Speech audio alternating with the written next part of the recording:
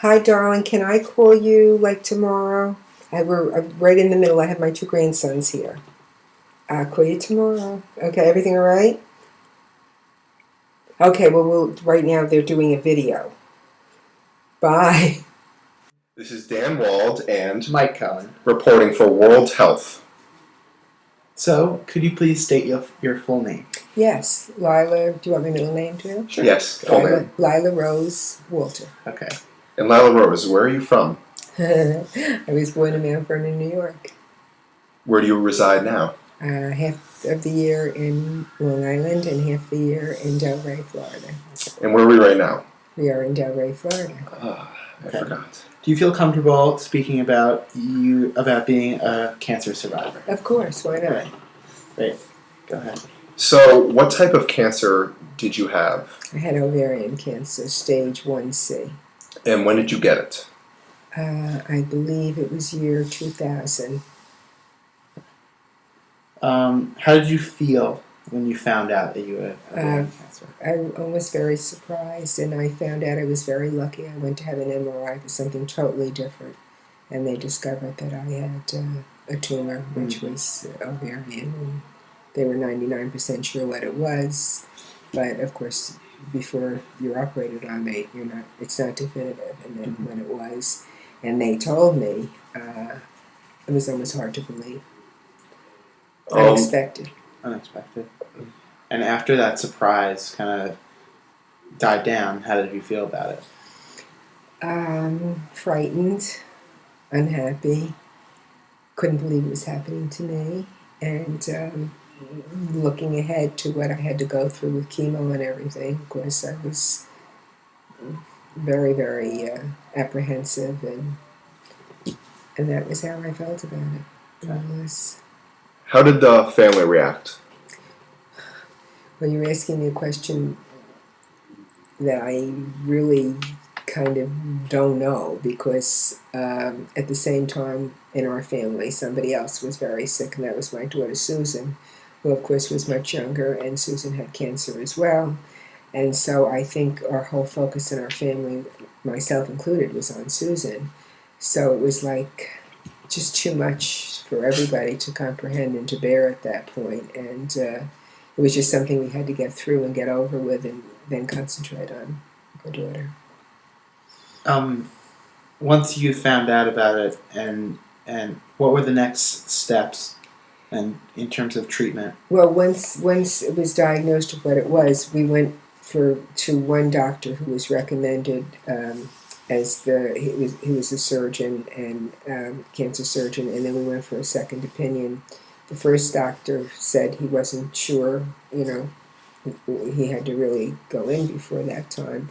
And the second doctor said she was 99% sure, and they would put me right in the hospital. And I took the doctor, the first one, because he said that if he was 100% sure before operating, he would be on Wall Street. He would not be a cancer surgeon. And so I felt that I had a chance with him. And then, of course, when they did find out, when I woke up and I found out it was cancer, the first thing I asked, as a matter of fact, and my son was sleeping in the room with me the night that I had the operation, and they said I wouldn't even ask what it was. Most people don't. I woke up in the middle of the night and said, "Was it cancer?" And he said it was, and I said, "Will I lose my hair?" So that was kind of the first thing that grabbed me, and then, of course, I found out what the treatment was. I found out I would lose my hair, but I had a really good shot because it was 1C.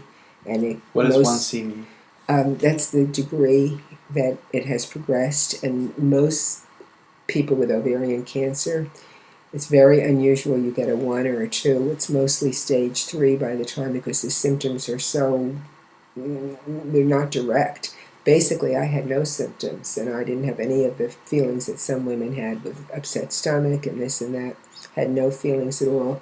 I went in because my leg hurt, which was something totally different. I was with my daughter, and I had problems walking.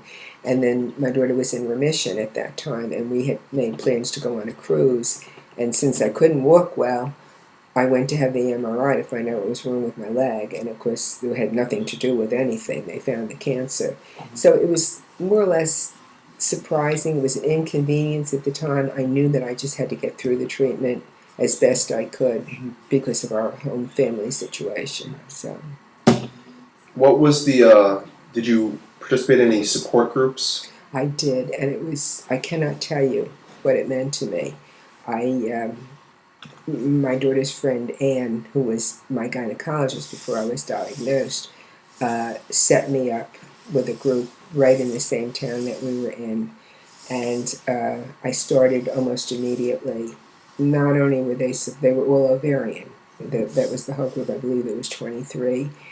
And at this point now, it's many years later, I think maybe, to my knowledge, there's 3 or 4 of us left, maybe not even as much, because I haven't kept in touch with the ones, all of them, but most of them passed away during the time. We went to funeral after funeral at that time. But these women not only helped me with my own cancer, but they helped me get through what was going on with my daughter, because you get a chance to talk every time you go. And after they knew my situation, the first thing they wanted to know was how my girl was doing. And then I think Susan, I think she might have passed away while I was still in going there. And they were wonderful to me. Girls in my whole life I would never have met or been friendly with from all walks of life. The only thing that we basically had in common was that we were fighting ovarian cancer. And if some of them had lived, they would have been my lifelong friends. And through one of them, I was introduced to another lady. Eventually, I lost my daughter, and she also was in a support group. She lost her son, and she has become my very good friend. What were your rehabilitation steps after treatment? Really, I couldn't. Rehabilitation, I don't know that there were. I was busy with my daughter because I was finished with my treatment, I think, in 6 treatments, which would have taken me to the end of that year. That was 2000. And then I started going up again to be with my girl, and basically, I don't think there was. Little by little, I started feeling better. They told me it would take a full year before I felt like myself again. I really wasn't aware of it. And the time just passed. I lost my hair came back. I just wanted to finish with it. I really didn't do much about it. Looking back on it now, how did cancer change your life? Well, it made me certainly aware of my own mortality. And up until that time, I kind of felt that I was invincible, that nothing could happen to me, and I was strong. And it's just that it was combined with what was going on with my daughter. It changed my life completely.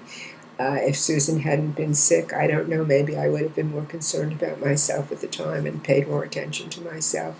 But the way it was just a thing to get through, and then I could be well again, or well enough to help her. It changed my life in so much that I did meet people that meant a lot to me. They're all gone now. I went to a lot of funerals.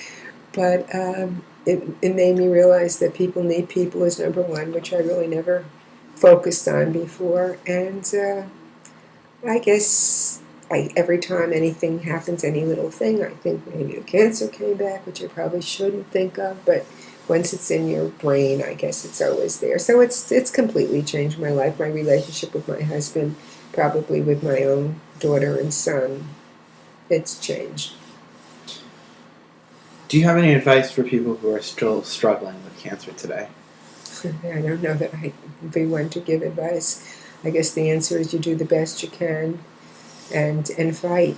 Fight the best you can and don't give up, because look at me. It's so many years. And again, it's the degree of cancer that you have, but I guess every day counts. And I saw that with my child, that she made the best of many things and she got enjoyment even though she knew that things were not good. She took what she could get out of it. And we're all going to the same place eventually. So each day is important. I think that's what I got out of it. Well, we thank you for your time, Lila Rose. And Lila Rose, thank you very much. Michael Cohen and Dan Wald reporting